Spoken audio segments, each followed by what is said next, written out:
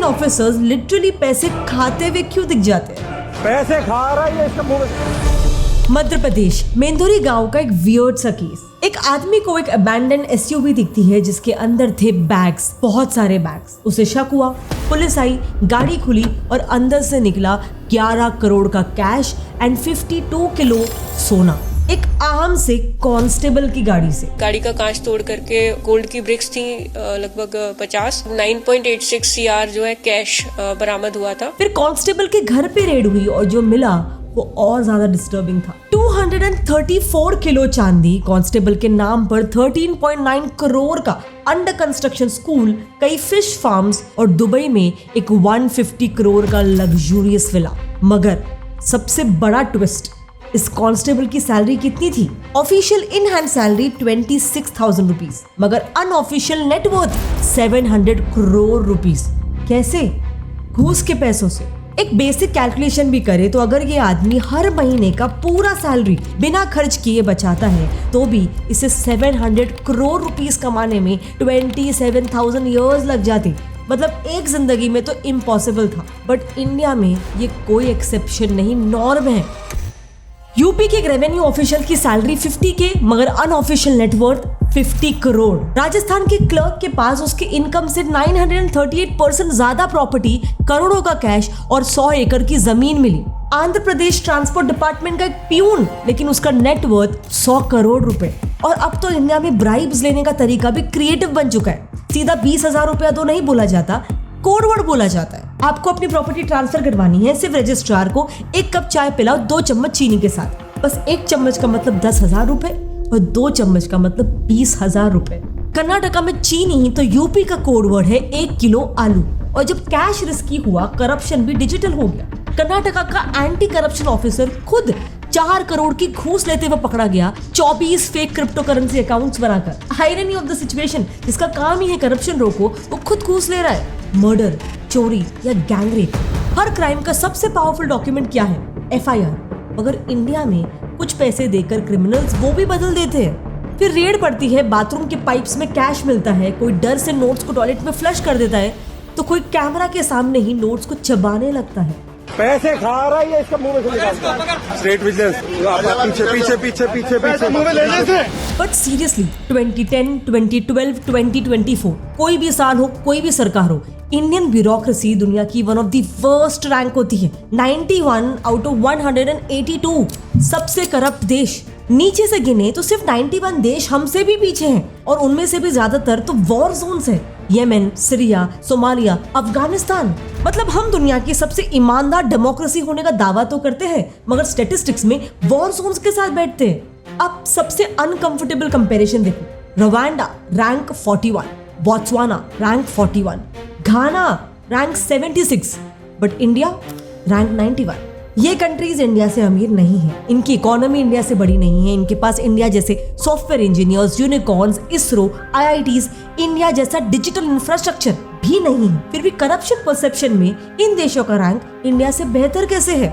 India की एक गलती की वजह से जो हमने 79 इयर्स पहले किया था, मगर उसका कर्ज हम आज तक भुगत रहे हैं। इंडियन ब्यूरोक्रेसी पूरे देश को स्लो बना रही है क्योंकि हर एक स्टेप पे मैसिव फ्रिक्शन है, मगर टेक्नोलॉजी और वर्क स्ट्रेस हमारे दिमाग को स्लो बना रहा है। Notification, tabs, reels, doom scrolling, work pressure. Official research, आज एक एवरेज इंसान का अटेंशन स्पैन है सिर्फ 47 सेकंड्स, 1 मिनट भी नहीं। स्लीप भी इसे फिक्स नहीं कर पा रहा है और रिजल्ट है slow, foggy brain and broken focus. इसे फिक्स करने के लिए लोग कॉफी या फिर एनर्जी ड्रिंक्स लेते हैं, जिससे अलर्टनेस तो बढ़ता है, लेकिन रैपिड कैफीन स्पाइक्स कभी कभार ओवर स्टिमुलेशन क्रिएट करता है, resulting in jitters and anxiety. पर ऐसे हेवी रिसर्च स्क्रिप्ट्स में मुझे प्रॉब्लम एनर्जी की नहीं होती है, फोकस को सस्टेन करने की होती है। इसीलिए आई प्रेफर न्यूरोगम, जिसके हर पीस में 40 mg नेचुरल कैफीन के साथ 60 mg L-theanine का ऑप्टिमल रेशियो है। कैफीन ब्रेन का टायर्ड सिग्नल को ब्लॉक करके अलर्टनेस तो बढ़ाता है, मगर L-theanine ब्रेन के सिग्नल्स को बैलेंस करके एक काम स्टेबल फोकस क्रिएट करता है। एक MIT एफिलिएटेड स्टडी सजेस्ट करती है कि न्यूरोगम यूजर्स 21% फास्टर फोकस और हायर अटेंशन अचीव करते हैं। Neurogum is one of them. We always keep Neurogum in the studio. US market में सक्सेस के बाद अब फाउंडर्स केंट और रायन ने इस प्रोडक्ट को इंडिया में भी लॉन्च किया है। So if you want to check out Neurogum, link is in the description. Pooja Khedkar 32 की उम्र में IAS बन गई, गर्व की बात। पर उसके टोटल मार्क्स थे 914 ओबीसी मेरिट से भी 9 मार्क्स कम, फिर भी सिलेक्शन कैसे हुआ? उनके 2 क्लेम्स की वजह से। पहला, पीडब्ल्यूबीडी category reservation, persons with benchmark disability. Training IAS Pooja Khedkar पर कई आरोप है, जिनमें सबसे ज्यादा विवाद नकली विकलांगता सर्टिफिकेट और नकली ओबीसी सर्टिफिकेट को लेकर है। दूसरा, OBC non creamy layer reservation, यानी उनका family income 8 lakh per year के अंदर होना चाहिए। मगर पूजा के डैड का नेटवर्थ कितना था? 40 करोड़ ऑफिशियली, अनऑफिशियली तो अननोन है। आप क्लास 1 ऑफिसर थे, 8 लाख से तो आपकी इनकम ज्यादा ही होगी। तो वही मैं आपको बोल रहा हूँ, सैलरी इनकम में कंसिडर नहीं की जाती। और मेडिकल टेस्ट, एम्स हॉस्पिटल ने बार बार बुलाया, मगर रिपोर्ट्स के हिसाब से पूजा ने मल्टीपल टाइम्स डिफॉल्ट की। पूजा का केस एक्सपोज हुआ क्योंकि उन्होंने प्रोबेशनरी ऑफिसर होते हुए भी अपनी पर्सनल ऑडी में वीआईपी लाल बत्ती लगवाई और एक इंडिपेंडेंट ऑफिस की डिमांड की खुद के लिए। एंड यही स्कैरी है, अगर पूजा का एंटाइटलमेंट विजिबल नहीं होता तो क्या ये केस कभी एक्सपोज भी होता? शायद नहीं। ऐसे कितने हाई लेवल ऑफिसर्स होंगे जो कभी एक्सपोज ही नहीं होते। यही है इंडियन ब्यूरोक्रेसी का पहला क्रैक, एंट्री करप्शन। ब्यूरोक्रेसी को the steel frame of India कहा जाता है, बट अगर इंडिया के यही स्टील पिलर्स रस्टेड और क्रैक होने लगे तो? पंजाब 31 सर्विंग गवर्नमेंट ऑफिशियल्स को फेक एससी सर्टिफिकेट्स के साथ पकड़ा गया। हैदराबाद एक पूरा रैकेट बस्ट हुआ, forged stamp papers, fake birth, income और caste certificates as cheap as 5,000 रुपए में बन रहे थे। महाराष्ट्र एक छोटा सा 14,000 लोगों का गांव 27,000 फेक बर्थ और डेथ सर्टिफिकेट्स पंप कर रहा था एक फैक्ट्री की तरह। इस पिक्चर में 2 आईएएस ऑफिसर्स को प्रेसिडेंट के हाथ से अवार्ड्स मिल रहे हैं। काम क्या था? क्लेम किया कि एमपी के एक शहर में वाटर कंजर्वेशन के लिए 1.29 लाख से भी ज्यादा वेल्स और पॉन्ड्स बनाए गए ताकि पिछड़े गांवों तक भी पानी पहुंच सके। साउंड्स लाइक डेवलपमेंट, बस प्रॉब्लम थी कि प्रूफ फोटोज अपलोड हुई सिर्फ 1714, मतलब टोटल क्लेम का 1.3% से भी कम का प्रूफ दिया गया। The most shocking part is this. Total works shown 1,29,046. Photos uploaded only 1,714. That means photographs of only 1% of the works were uploaded. और जो प्रूफ दिया उसमें भी एलिगेशंस लगे कि कई फोटोज पे वाटरमार्क्स है या फिर वो एआई जनरेटेड फोटोज थे। यही है इंडियन ब्यूरोक्रेसी का दूसरा crack, paper development. Roads, highways, hospitals, ये सारे प्रोजेक्ट्स को ग्राउंड पर बनाना जरूरी नहीं है, बस फाइल में बना लो और पेमेंट निकाल लो।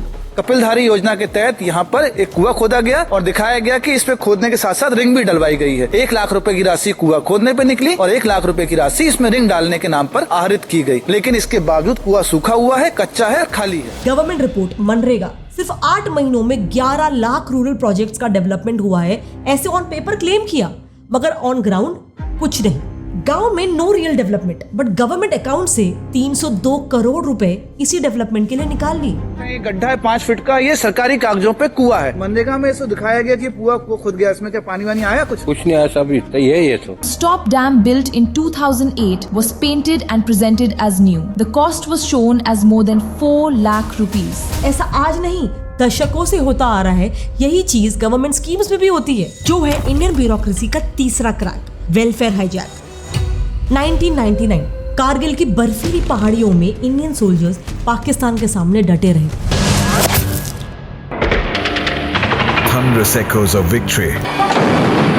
What you heard right behind you was the sound of Bofors guns. हम जंग जीत गए, मगर हमारे 527 सैनिक शहीद हो गए।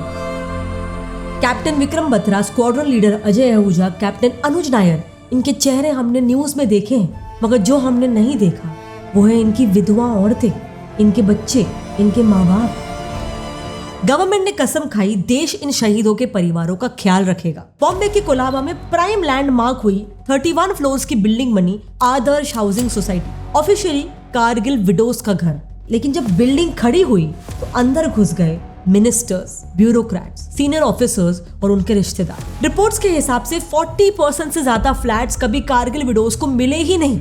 इन्वेस्टिगेशन बैठी, 2 साल की इंक्वायरी, 182 विटनेसेस और रिपोर्ट में नाम आया महाराष्ट्र के 4 चीफ मिनिस्टर्स का। यही क्रैक्स गवर्नमेंट वेलफेयर स्कीम्स में भी दिखते हैं। 23 सितंबर 2018 आयुष्मान भारत लॉन्च हुआ। मकसद था लो इनकम अर्नर्स को फ्री हेल्थ इंश्योरेंस प्रोवाइड करना अप टू 5 लाख रुपीस पर फैमिली। लेकिन सीएजी के ऑडिट में क्या निकला? लाखों बेनिफिशियरीज एक ही फेक लुकिंग मोबाइल नंबर से लिंक थे। करीब 1.5 लाख बेनिफिशियरीज इस नंबर से और करीब 1 लाख बेनिफिशियरीज इस नंबर से लिंक थे। Total 10 lakh suspicious entries. Same pattern कई स्कैम्स में हुआ है। Bihar fodder scam 950 crore, UP के गरीबों के इलाज के लिए निकाला गया स्कीम यूपी NRHM 5500 करोड़ का स्कैम। ट्राइबल फैमिलीज और बच्चों के लिए निकाली गई scheme Maharashtra tribal development 6000 crore का scam. Total loss around 24,000 crore सिर्फ इन 6 स्कैम से। ये पैसे हवा में नहीं पैदा हुए हैं, ये पैसे टैक्स पेयर्स के हैं, मेरे और आपके काम के पैसे। और ये तो वो स्कैम्स है जो जनता के सामने आए हैं। ऐसे न जाने कितने स्कैम्स हैं जो हर साल दब जाते हैं, हमें मालूम भी नहीं पड़ता है। यही ब्यूरोक्रेसी का चौथा क्रैक है, गोस्ट बेनिफिशियरीज। स्कीम गरीबों के नाम पर बनती है, सोल्जर के परिवारों के नाम पर, फार्मर्स, लेबरर्स, आदिवासी के नाम पर बनती है, लेकिन बेनिफिट पहुंचता कहाँ है? सिस्टम के ऊपर बैठे सबसे पावरफुल ऑफिसर्स तक। और यही इंडिया के स्लो डाउन का रियल रीजन है। Entry fake, development fake, welfare hijacked, beneficiary ghost. जब देश के फाउंडेशनल पिलर्स ही रस्टेड और क्रैक्ड हैं, तो प्रोग्रेस ग्राउंड तक कैसे पहुंचेगी? इंडिया आगे कैसे बढ़ेगा? देखो, देश का पावर स्ट्रक्चर 3 लेयर्स में डिवाइडेड है और यही स्ट्रक्चर अपने आप में डेमोक्रेसी का सबसे बड़ा पैराडॉक्स है। सबसे टॉप पर है policy makers, PM, CM, ministers, MLAs, MPs, sarpanch. इनका काम है पॉलिसीज बनाना। मिडिल लेयर सिस्टम मैनेजर्स, ये ब्यूरोक्रेसी का कोर है। IAS, IPS, IRS, state officers, district collectors, secretaries, commissioners. इनका काम होता है पॉलिटिकल डिसीजंस को रूल्स, बजट्स और एग्जीक्यूशन प्लान्स में कन्वर्ट करना ताकि देश में इंप्लीमेंट हो सके। And finally last layer executors, patwari, clerk, office constable, municipal officer, ration dealer, hospital staff, panchayat staff. एक आम आदमी अक्सर इसी लेयर के साथ इंटरेक्ट करते हैं और यही मेजरली डिसाइड करते हैं कि आपका काम आगे बढ़ेगा या रुकेगा। बट यही डेमोक्रेसी का हिडन पैराडॉक्स है। टॉप लेयर को तो हम वोट करके चुनते हैं, काम सैटिस्फैक्टरी नहीं लगा तो हर 5 साल में पूरी की पूरी सरकार बदल सकते हैं। लेकिन नई सरकार आने के बाद भी उसकी पॉलिसीज ग्राउंड पर एग्जीक्यूट कौन करेगा? वही मिडिल और ग्राउंड लेयर, जिनके ऑफिसर्स 60 साल की उम्र के बाद ही रिटायर होंगे।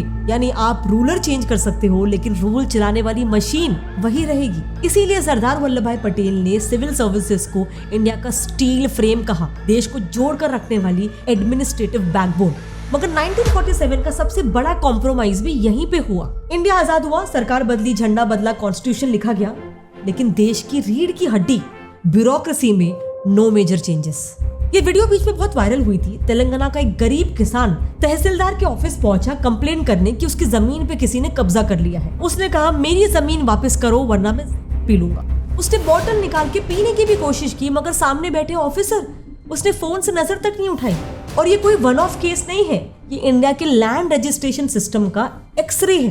सोचो एक किसान के पास 2 एकड़ एंसेस्ट्रल लैंड है, उसके पिता की जमीन थी, गांव जानता है, पड़ोसी जानते हैं, पूरा परिवार जानता है, लेकिन सिस्टम बोलता है प्रूव करो। यहाँ तक सब ठीक है, मगर प्रॉब्लम ये है कि उस गरीब किसान की जमीन लीगली उसकी है या नहीं, इसका पूरा जिम्मा है एक ऑफिसर के हाथ में। Reason, British registration act 1908। Britishers India आए थे डेवलपमेंट के लिए नहीं, कंट्रोल के लिए। और लैंड रेवेन्यू कलेक्शन का सबसे प्रॉफिटेबल सोर्स था, इसलिए ब्रिटिश एम्पायर को सब जानना था, किसने जमीन खरीदी, किसने बेची, कितने में बेची और किससे कितना टैक्स निकाला जा सकता है। इसके लिए उन्होंने एक सेंट्रलाइज्ड चेन बनाई जो आज 2026 तक काफी हद तक फॉलो होती है। नीचे आम आदमी, उसके ऊपर डेप्यूटी, सब रजिस्ट्रार या तहसीलदार, उसके ऊपर रजिस्ट्रार और उसके ऊपर इंस्पेक्टर जनरल ऑफ रजिस्ट्रेशन। देश की आबादी 140 करोड़।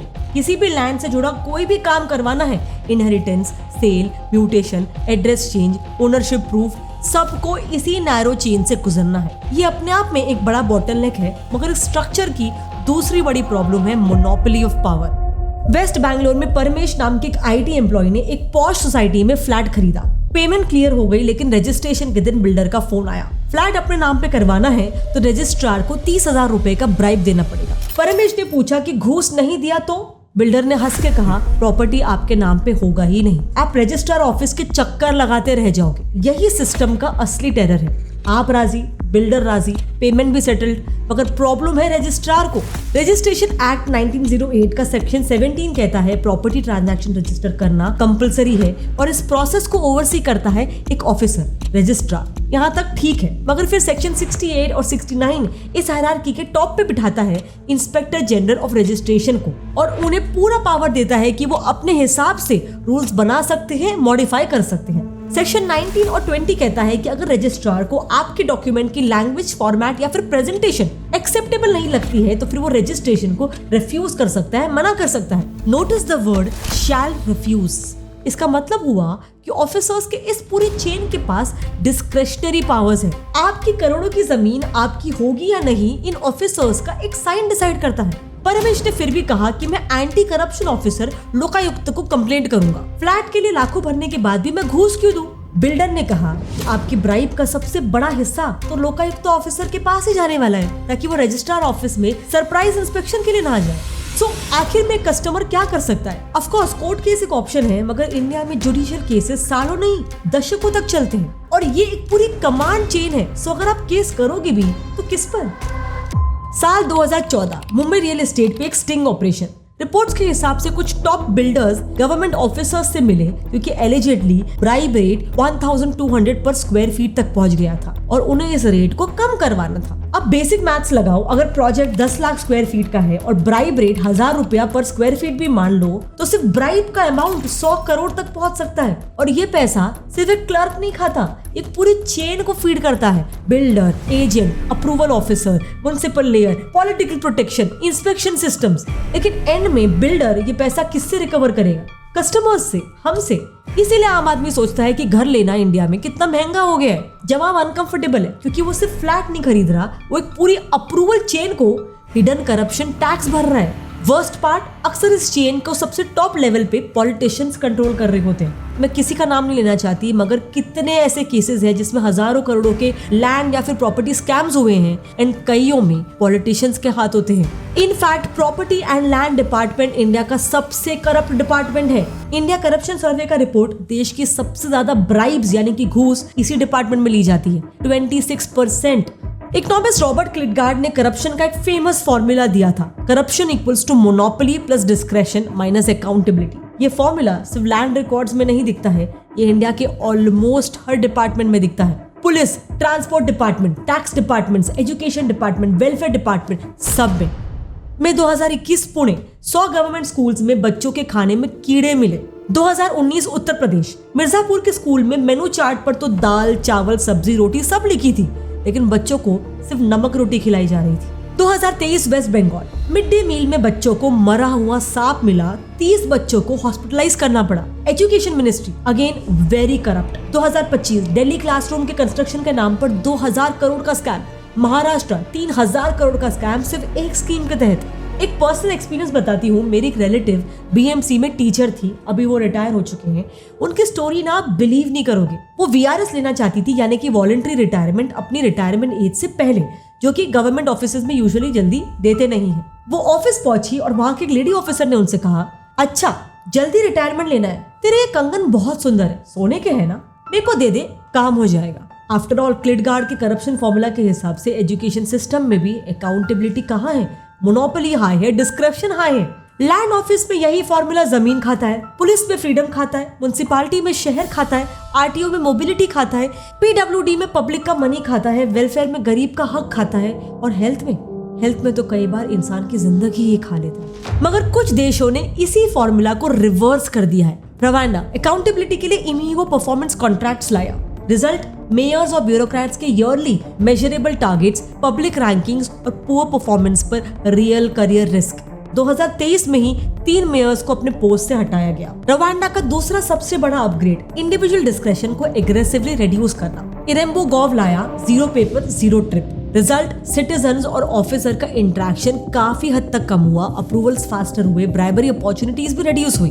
अब इंडिया भी आधार, डिजी लॉकर, जीएसटी पोर्टल्स और ई गवर्नेंस रिफॉर्म्स लाया है, लेकिन यहाँ डिजिटलाइजेशन के नीचे पुराना मैनुअल अप्रूवल सिस्टम अभी भी काफी हद तक सर्वाइव कर रहा है। इसका क्लासिक एग्जाम्पल है पासपोर्ट। पासपोर्ट सेवा पर आप सारे डॉक्यूमेंटेशन को ऑनलाइन कर सकते हो, पर इस पूरे प्रोसेस को कंप्लीट होने के लिए आपको पासपोर्ट ऑफिस जाना ही पड़ता है। नतीजा, पिछले साल का डेटा 2 लाख से भी ज्यादा पासपोर्ट्स अप्रूवल के लिए पेंडिंग थे। कई देशों ने ऐसे काफी सारे सोल्यूशंस इंप्लीमेंट किए हैं, लेकिन इंडिया अभी भी स्ट्रगलिंग है बिकॉज हमने डैशबोर्ड्स, पोर्टल्स और वॉचडॉग्स तो बना दिए हैं, लेकिन इंसेंटिव स्ट्रक्चर नहीं बदला है। ऑफिसर्स का रियल सर्वाइवल अभी भी रिजल्ट से ज्यादा पॉलिटिक्स, ट्रांसफर पोस्टिंग्स और ब्राइब्स पर डिपेंड करता है। And the worst part, there is not a lot that we can do at an individual level about this, of course apart from awareness. इसलिए इस वीडियो को जितना हो सके शेयर करो और कमेंट्स में बताओ आपका वर्स्ट करप्शन एक्सपीरियंस क्या था। और अगर आपको ये वीडियो इंटरेस्टिंग लगा तो आपको मेरा ये वाला वीडियो भी पसंद आएगा, जहां पर हम इंडियन बैंक्स में हो रहे